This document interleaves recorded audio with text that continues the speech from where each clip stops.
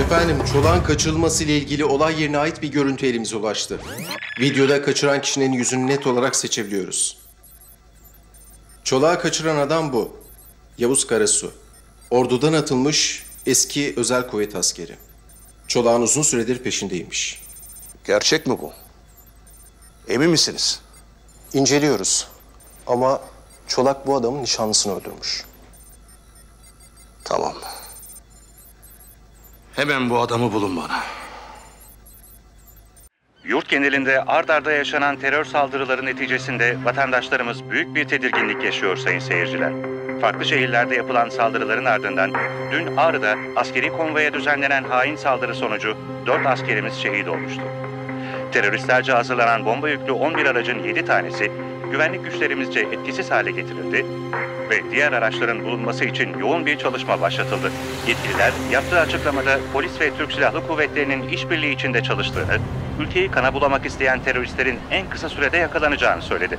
Ayrıca vatandaşların ülkenin huzurunu bozacak her türlü tehdidin bertaraf edileceğinden emin olmaları gerektiğini belirttiler. Bölgeye de ekip desteği isteyelim. Nereye? Hemen şurada iç kısmı. Tek şeridi kapatırız. Allah bunlar bir şey.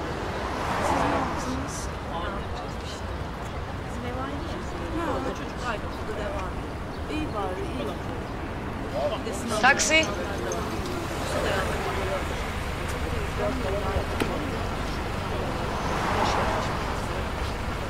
Bebek lütfen. Tamamdır hanımefendi.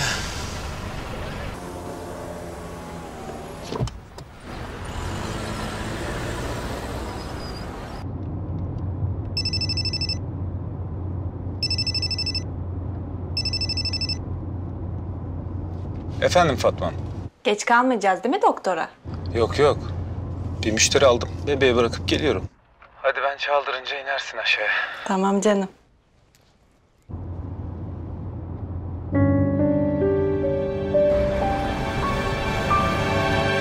Daha önce bir kayıp yaşadığınızı biliyorum. Ama bu sefer öyle olmayacak. Aman doktor hanım inşallah diyelim. İnşallah. İnşallah. Sayılı günleriniz kaldı. Birkaç gün var doğuma. Hayırlısı.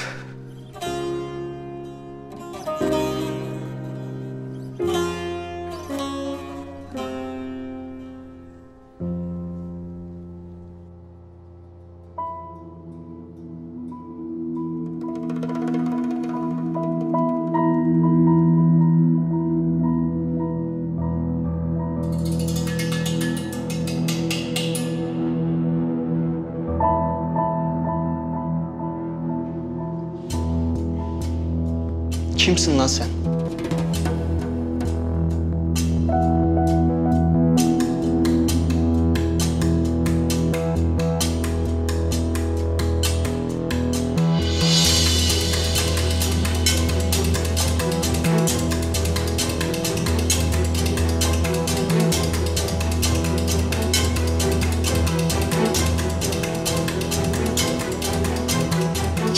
söylersem seni öldürmek zorunda kalırım.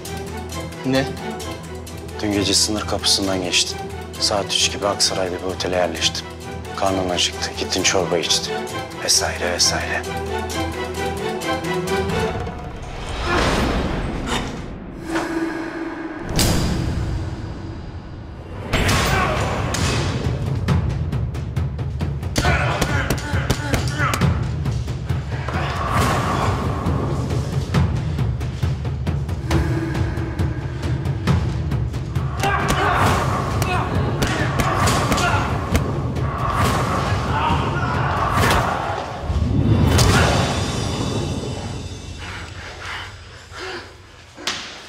Polis misin sen?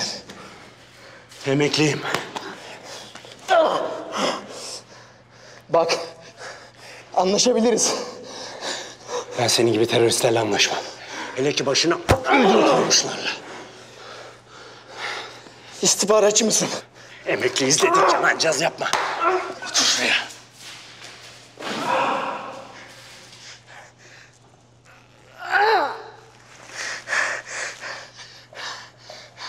Kelepçe neden takıyorsun? Bu benim hobim. Senin gibi şerefsizleri kelepçeliyorum. Konulan ödül için mi? Evet. O para devlete kalsın diye. Yetimlerin hakları senin gibi şerefsizlere harcanmasın diye. Anladın mı? Şimdi çok konuşma. Telefonum nerede?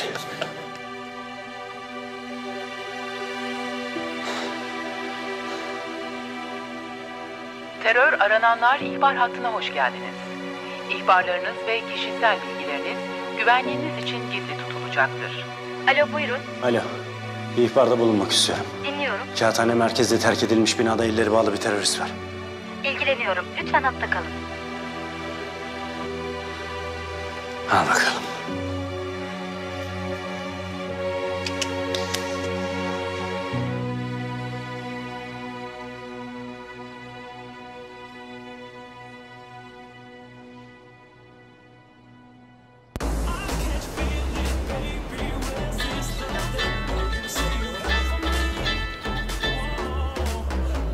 Kardeş ne haber?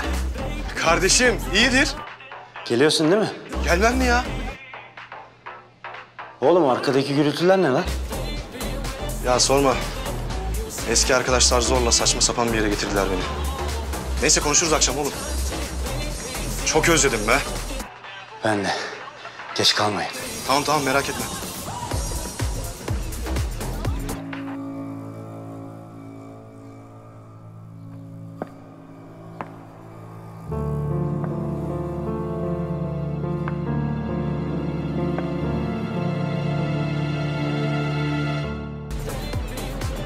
Gelsene oğlum. Nilay seninle tanışmak istiyor. Nilay kim ya? Ya gel sen gel.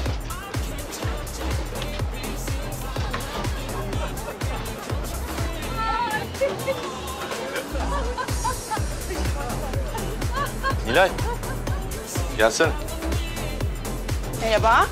Resmen tanıştırılmadık. Ben Nilay. Fethi. Asker misin bir aralar? Söylediler ama inanmadım. Neden? Nasıl yani? Gerçek mi? Gerçek tabii. Komando gibi bir şey de hem de. Yani özel harekatçı mı ne? Ya öyle bir şey işte. Allah Allah. Çok ilginç. Böyle dağ bayır geziyordun yani.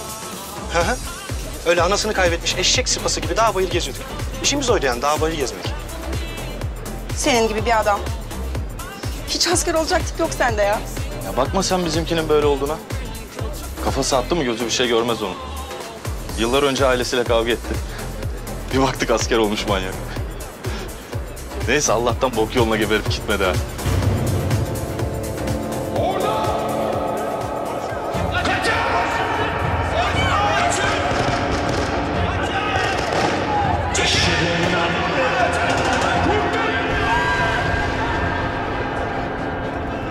Ne diyorsun oğlum sen? Ne gebermiş? Hangi bok yok lan? Arkadaşlarım şehit düştü lan benim orada.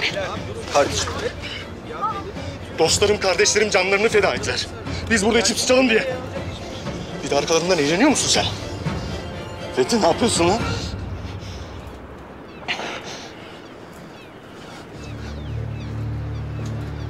Senin de kabahatin yok ki. Siz o cehennemi nereden bileceksiniz? Niye bilesiniz ki? Bir taraflarınızı yayıp eğlenmenize bakın siz.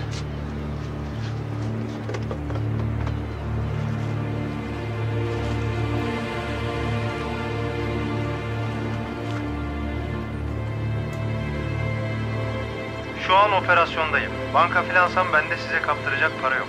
Eşim dostumsan not bırak, operasyon dönüşü ararım.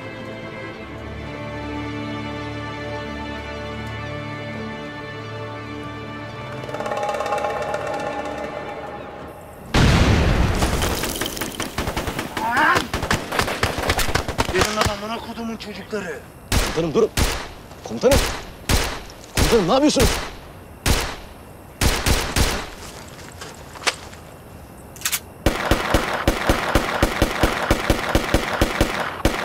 Kestik. Abi iyi misin? Abi iyi misin? Ha?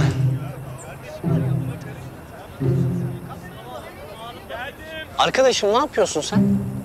Biz sana böyle mi anlattık? Çatışma başlıyor, vuruluyorsun, yaralanıyorsun. Sonra biraz sürünüp öleceksin. Ya komutanım kusura bakma ama şu iki lavuğun beni nasıl öldürdüğünü aklım almadı. Allah'ını seversen bak şu salağın silah tutuşuna bak bak. En ucuz figüranları getirmişsiniz buraya. Ya sana ne? Sana ne? Sana öl dedik, öleceksin ya. Bu kadar basit. Ya ben size bu adamı bir daha çağırmayın demedim mi? Hocam elimizde gerçek asker olarak bir bu vardı. Ya tamam bir bu var da bu manyak geçen sefer de tüfeğin dipçiyle vurdu. Öldürüyordu adamı az da. İstemiyorum kardeşim ben senin setimde. Defol git ya setimden. Ulan senaryonuz bok gibi diyaloglar uydurma. Ben istifa ediyorum be. Ha. Hem bu ne lan? Ha? Bu ne? Operasyondaki asker bere mi takarmış? Çelik başlık takar. Balistik miğfer takar. Kask takar, kask. Ey baba uyuyorsunuz, uyuyorsunuz. Al bunu monitörde takarsın. Ayrıca rütbe takılmaz operasyonda. Teröristler kimin komutan olduğunu bilmesin diye. Bunu da eklemek istedim. Allah Allah. Sanki ben belgesel çekiyorum burada. Lan sizin çekeceğiniz diziyi de, filmi de. Ha bir dakika. Bak bu işi bilenler izlesin görürüm ben sizi. Psikopat sayko ya. Kodumun çocuğu film Hocam ne yapıyoruz? Atıyor muyuz bu sahneyi? Yok kalsın sonunu keserim ben montajda yayında toparlarız zaten bunu.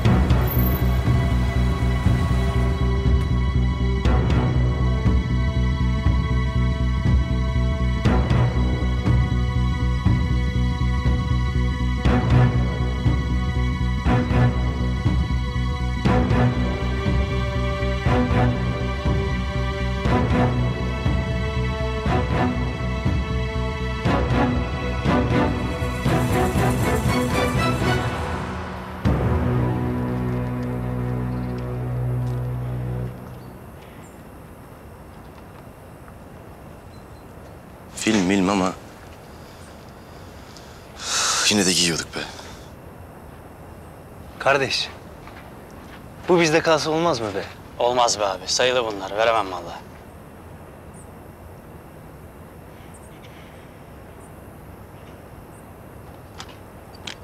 Oo, ne yapıyorsun birader?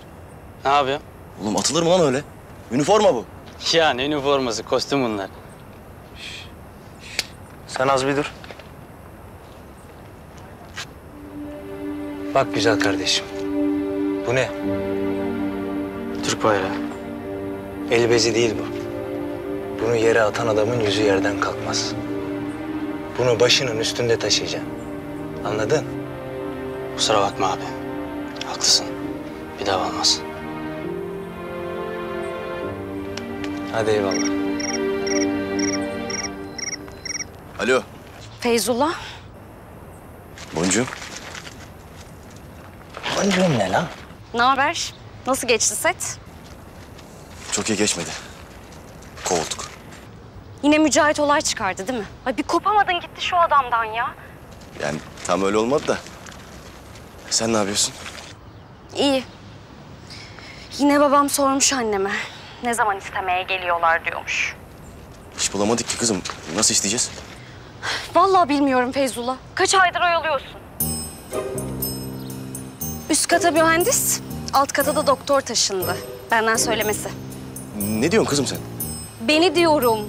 Ne mühendisler ne doktorlar isteyecek diyorum. Elini çabuk tutsan diyorum. Şakası bile kötü ha. Bak benimle böyle konuşma, kötü olur. Sen bana maçoluk mu taslıyorsun? Bunu da Mücahit abinden öğrendin değil mi? Kapat. Kapat. Şey yapacağım ben. Gelip isteyeceğiz seni. Ne zaman? Yarın. Tamam, yarın. Kapat. Arıyorum annemleri. Tamam hadi bay bay. Kapat. İstiyor muyuz boncuğunu? İsteyeceğiz mecburen abi, söz verdim. Gerçi işsiz güçlü adama vermeyecekler ama olsun. Orası bende. Sen hiç merak etme. Nasıl sen de abi? Bak, kız kaçırma diye bir müessese var en nihayetinde. Ben halledeceğim, sen rahat ol. Abicim, ne olur karışma sen bak, ne olur. Hazır takımı da toplamışız. Tam sırası. Halledeceğim ben, sen rahat ol. Ya onu bunu boş ver de Yavuz komutanım da gelir mi acaba? Bilmiyorum ki. Adam iyice kayboldu. Ne bir haber ne bir ses.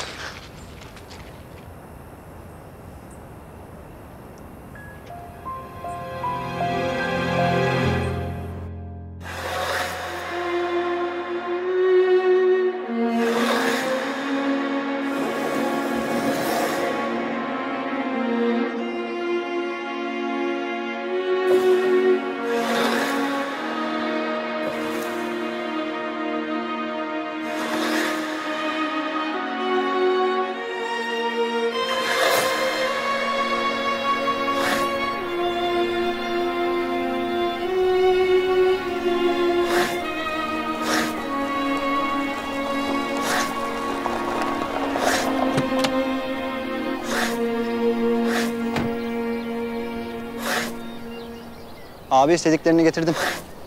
Tamam, masaya koy. Abi sen kimsin ya?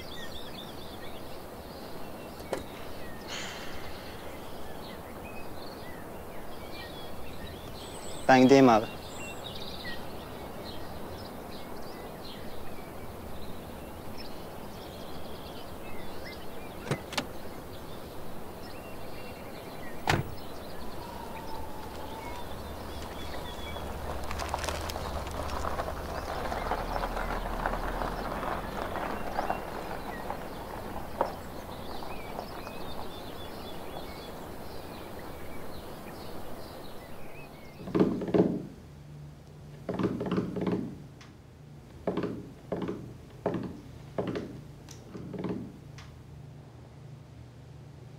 Bana Yavuz'u bul. Ona anlatacaklarım var. Yavuz kim? Bir asker. Yavuz Karasu. Yani eskiden askerdi. Neden o?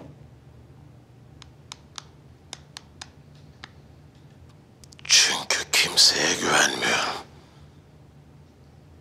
Anladın? Büyük bey de seni çıkaracağım demişti. Nasıl çıkarsın ki seni? İmkansız. Öyle haber gönderdi. Ama yapmadı. Kimseye tek kelime söylemedim. Bir ev hapsine bile razıyım. Yeter ki çıkarsın beni buradan. Çıkaramaz. Çıkaramaz. O zaman ben de bildiğim her şeyi anlatırım. Hem de her şeyi. Öldürürler seni.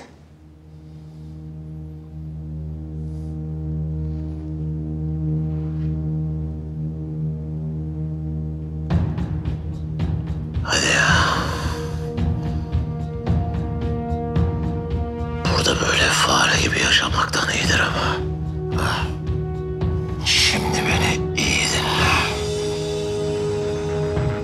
Ben ölürsem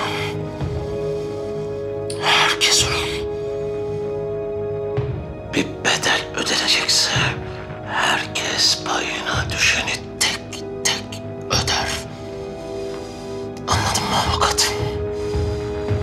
Şimdi sen git. Bana Yavuz Karasu'yu bul. Çolak'ın sana anlatacakları varmış de. Bir tek sana anlatacakmış de. Çıkarsın beni buradan. Anladın mı avukat? Anladım. Anladın mı avukat?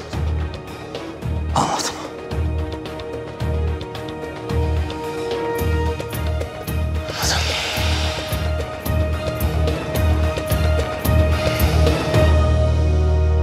Ne yapıyorsunuz siz burada? Alışverişe çıkmıştık, seni gördük tesadüf. Oyuncak almaya gidiyoruz babacığım. Vay, ne alacaksın oğlum? Uzaktan kumandalı araba. Şimdi alamayız oğlum, sonra. Alırız. Bir şey olmaz. Hadi gidelim. Allah kolaylık versin. Sağ ol, güle güle.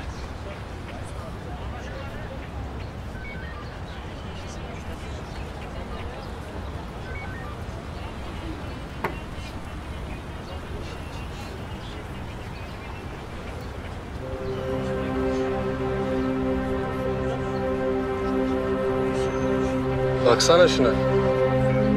Evet, fark ettim. Uzun zamandır burada duruyor. Gel bir bakalım şuna. Tamam.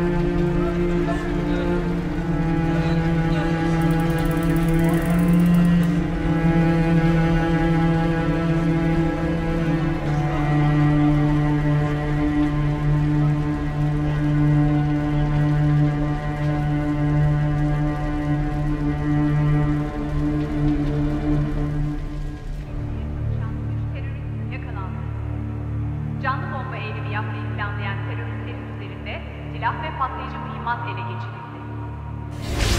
Şehirler arası otobüse yerleştirilen bombanın patlaması sonucu Oryan terör örgütünde yapılacak operasyon yaralılar bölgenin hastanelere sevk. Askeri aracın geçişi sırasında patlayan bomba sonucu Harekatı için görüşmeler devam ediyor. son çalışmalar sonucu 2 sınır kasabasında kontrolü sağlayan terör örgütüne yapılacak operasyonun planı alındı. Bölge kırsalında tarama yapan iki er mayına basarak şehit oldu. Keşif için bölge kırsalında tarama yapan 2 er mayına basarak şehit oldu. Askeri araçların geçişi sırasında patlayan bombada tehlikeli koşan Hastanedeki patlayıcı yüklü minibüs askeri servis aracının geçtiği anda yapılan operasyonların ardından bölgeyi terk eden teröristlerin geride bıraktığı el yapımı mayın 2 can aldı. Bir son dakika gelişmesiyle devam ediyoruz. Patlama yaklaşık yarım saat önce oldu sayın seyirciler. Patlayıcı dolu minibüsün bu seferki hedefi çevik kuvvet noktasıydı. Yaklaşan aracı önceden fark eden polisler şüpheliyi etkisiz hale getirerek sivil kayıplarının az olmasını sağladılar. İlk duyumlara göre birçok polis şehit oldu. Yaralılarsa çevre hastanelere sevk edildi.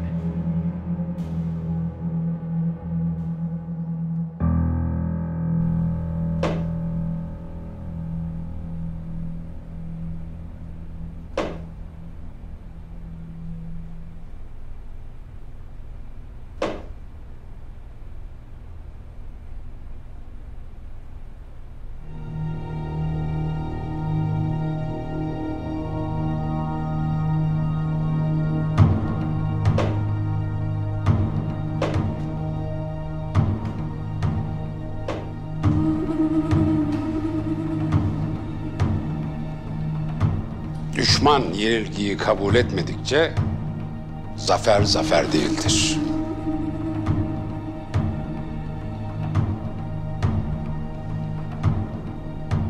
İlk duyumlara göre birçok polis şehit oldu. Bakalım ne zaman kabul edecekler. O kadar kolay olacağını sanmıyorum. Daha yeni başladık. Benim tek korkum sınırın diğer yanı. Orada harekete geçmeyi planlıyorlar. Bir kalkan oluşturmayı düşünüyorlar. İçeride kafayı kaldıramazlarsa dışarıda hiçbir şey yapamazlar. Bu da sizin işiniz. Ben üstüme düşeni yapıyorum. Bakalım siz sınırın ötesinde yeni bir devlet kurabilecek misiniz? Bölgede neredeyse hiç kimse kalmadı. 3,5 milyon insan topraklarımıza göçtü.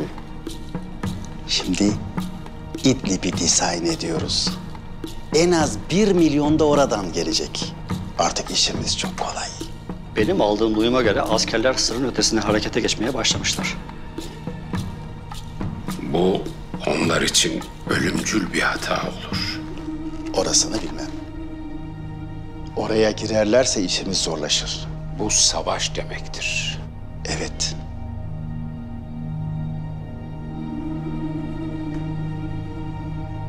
Çolak'la ilgili.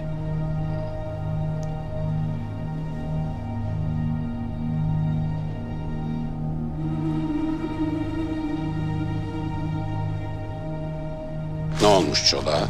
Size kızgın. Konuşacağım demiş. Eğer alabilirseniz canlı istiyorum. Bugün başka bir hapishaneye naklediliyor. Halledebiliriz.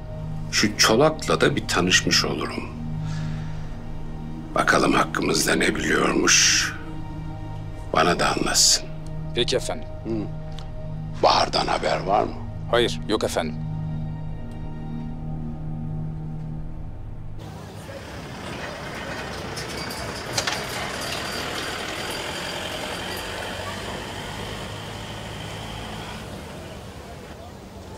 Senin adın ne?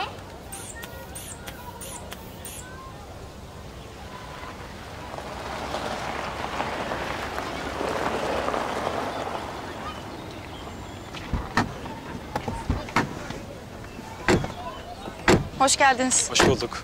Serumlar bu tarafa, ilaçlar ve diğerleri bu tarafa. Tamam Bahar Hanım. Acil ilaç bekleyen bir hasta vardı. Hemen ona ilacını yetiştirelim. Tamam Bahar Hanım.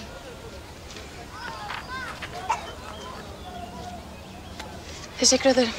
Rica ederim. Çok ölü var mıymış? Vallahi gittikçe artıyormuş. Ne olmuş? Yine saldırı olmuş. Bu sefer İstanbul'da. Hadi ya.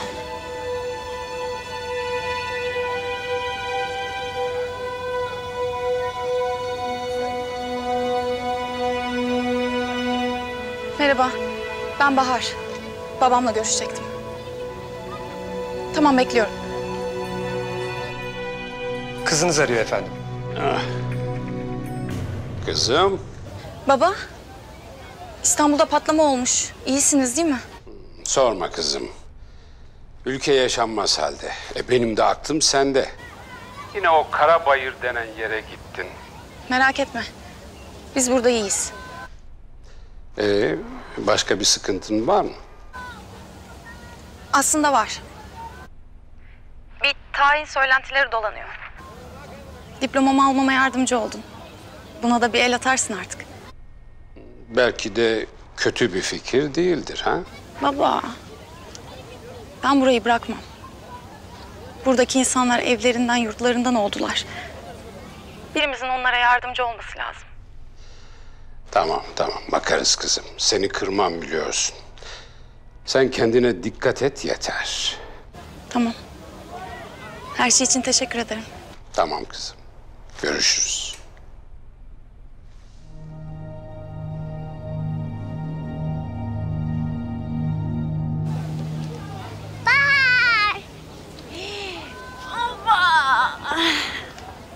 Nasılsın? Nasıl gidiyor? Türkçe. Merhaba de. Merhaba, nasılsın? İyi. Sen nasılsın? İyi. Anne.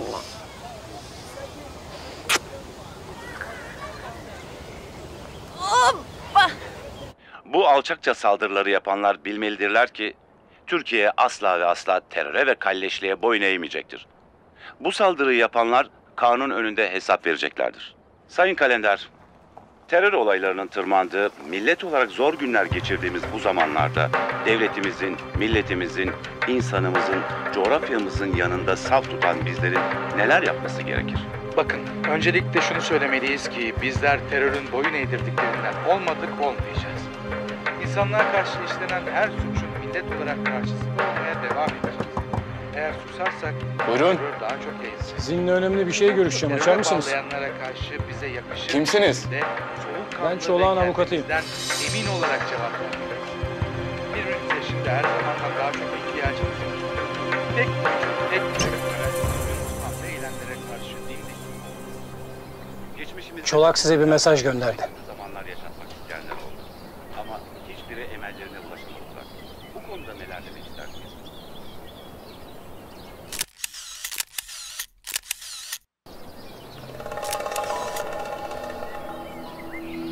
Ne diyormuş Çolak?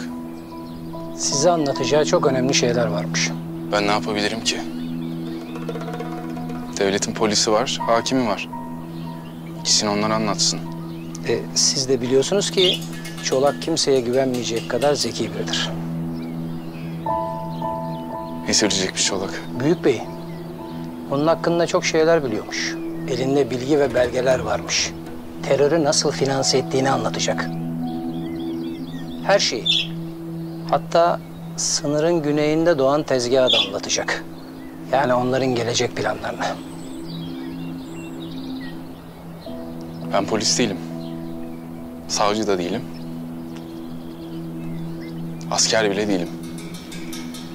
Elimden hiçbir şey gelmez. Gitsin başkasına anlatsın hadi. Çolak sizin hakkınızda da bir şeyler bildiğini söyledi. Sizin bile bilmediğiniz.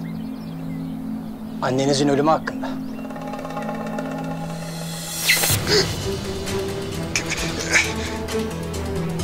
Ne diyorsun lan sen? Ne biliyormuş Çolak? Ben bilmiyorum. Ama o biliyor. Bir şey biliyor. Bas git. Git bir daha yüzüm görmesin seni. O Çolak'a da söyle başkasına blöf yapsın. Hadi!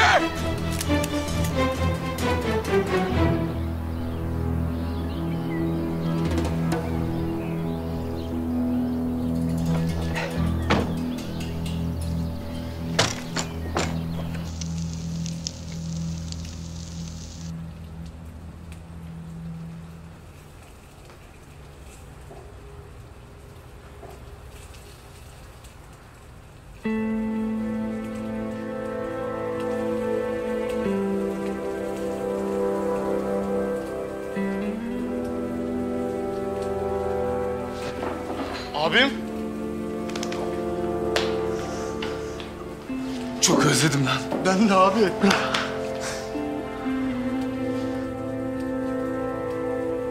Nasılsın? İyi. Kardeşim. Şşş. Oluyor mu öyle? Vay be. Abi ne haber? Fethi. Kardeşim. Ne yapıyorsun lan? Sen ne yapıyorsun? Oğlum bu ne yapıyor burada? Ekmeğimize bakıyoruz. Allah belanı vermişsin seni. Gel lan buraya. Ne yapıyorsun lan? İyi abi. Bırak bize de bırak. Gel buraya. Abi.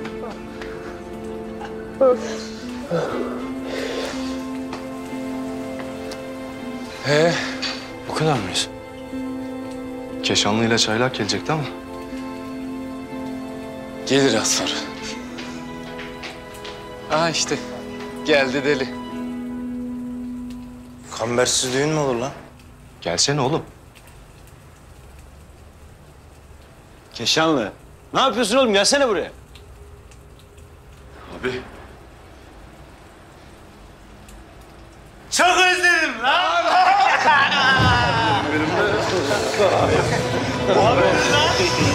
Sen ne yapıyorsun? Nasıl gidiyor? Hoş geldiniz. İyi. Hadi oturun oturun hadi. Hadi. Ahmet oğlum.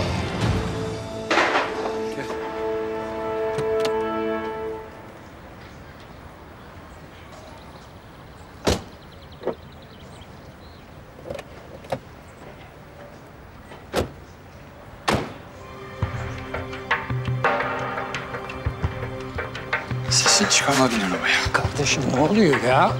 Ya ben bir şey yapmadım.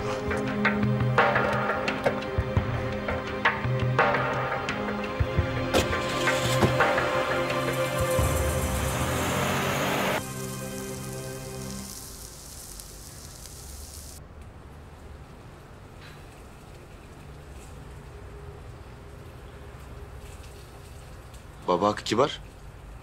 Onlar yok mu? Onlar tası tarağı toplayıp Katar'a gittiler. Orada bir güvenlik şirketiyle anlaşmışlar. Yapma ya.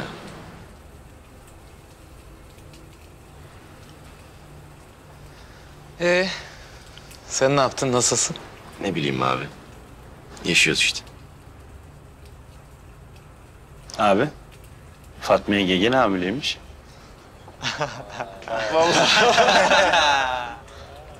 Vallahi doğuma az kaldı. Bakalım sağ salim doğacak inşallah. İnşallah abi ya. Asıl sen ne yaptın? Nasıl geçti zaman? Ben ne yapayım abi? Görevden alındığımızdan beri ne yediğimi biliyorum, ne içtiğimi biliyorum. Kilo verdim lan. Bu sivil hayat hiç bana yaramadı. 3 ay gözüm telefondaydı. Ha aradılar ha arayacaklar. Açacağım böyle telefonu. Tek bir cümle duyacağım. Hemen gelin.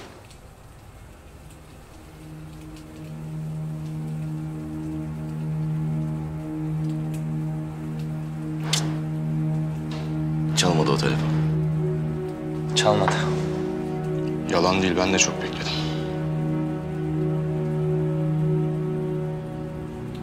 Özür falan da değil ha beklediğim. Yeter ki geri gelin desinler. Şu kadar gönül koyarsam adam değilim ya. Ben de hep bir hayır vardır diye düşündüm ama olmadı. Bir ay gözüme uyku girmedi. Bilmeden bir günah mı işledik? Bir edepsizliğimiz mi oldu? Üniformaya mı layık değildik? Sen öyle diyorsan biz ölelim o zaman abi. Etmediğim tövbe dua kalmadı. Annem dedi. Sayıklıyormuşum ben de uykumda hep. Böyle telsizden konuşur gibi konuşuyormuşum. Kuzgun bir, kuzgun iki. Kadına da bir şey çaktırmamaya çalışıyorum. Ama yalan yok. Tuvalette, banyoda falan ağladım hep gizli gizli. Ben size bir şey söyleyeyim mi? Biz hiç görüşmeyecektik. Gözden ırak olan gönülden ırak olur diyor ya. Oradan yürüyecektik.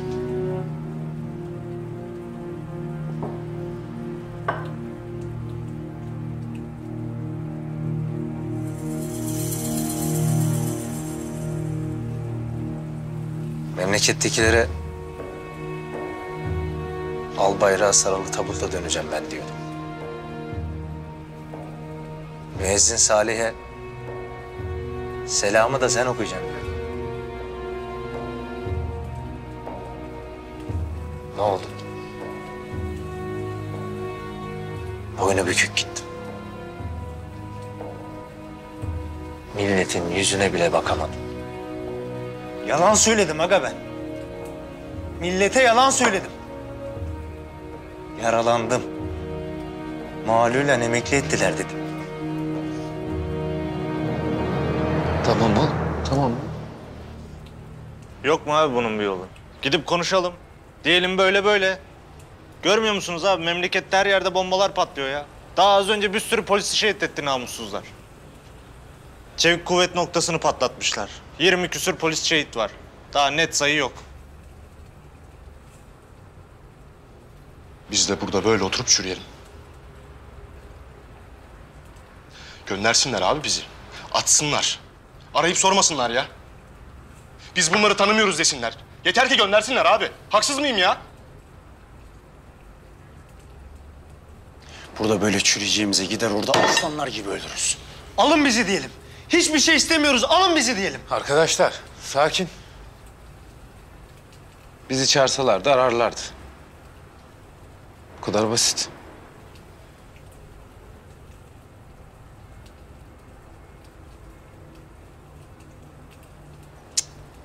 Yok abi yok, ben kafayı yiyeceğim. Gerçekten bak kafayı yiyeceğim. Gidelim konuşalım ya. Nasıl oluyor? Ne bileyim bir yolunu bulsunlar, halledelim ya. Yavuz komutan, ona gidelim. Erdem Erbay'la konuşur. Bence ona hiç bulaşmayın. Zaten telefonları da açmıyor.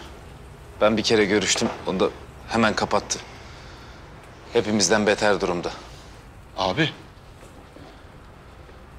Bir şansımızı deneyelim be, ha? Yerini bilmiyoruz ki. Ben biliyorum. Vallahi mı?